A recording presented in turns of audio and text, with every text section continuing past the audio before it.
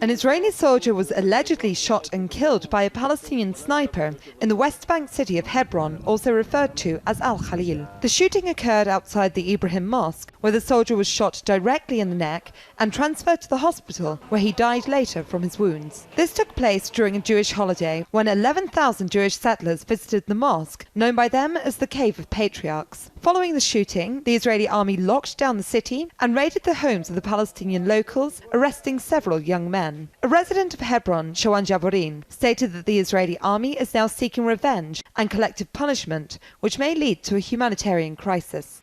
This is a collective punishment. When you go search everywhere, beating people, restricting their movement, not for security reasons, just you humiliate them. The Israeli, as a military, they have a right, for instance, if there is an imminent security needs, they can do that.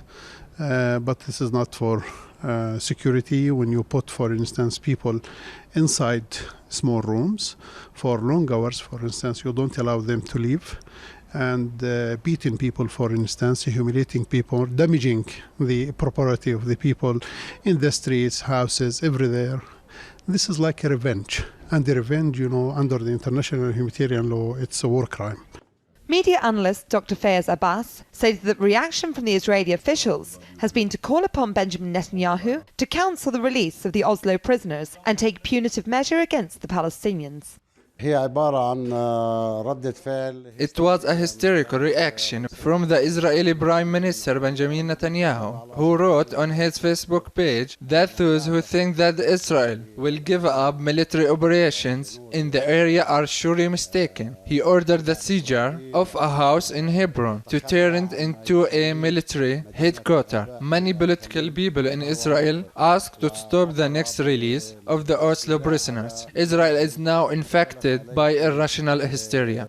Before the shooting, clashes took place as Israel prevented all Palestinians from entering Ibrahim Mosque and the Old City and imposed closures on many shops. Residents stated that the army held guns to the heads of shop owners to impose closures. The Israeli soldiers shot tear gas and rubber bullets, and the Palestinians responded by throwing stones. Following the incident, Israel imposed a curfew on the city and prevented everyone from entering or exiting it, including a pregnant woman who wanted to go to the hospital. Tensions remain high in the area as the Israeli army continue to arbitrarily arrest Palestinians and ransack homes. The residents say this is a form of collective punishment and it remains illegal under international humanitarian law. Nell Burden for Press TV, occupied Hebron al Khalil.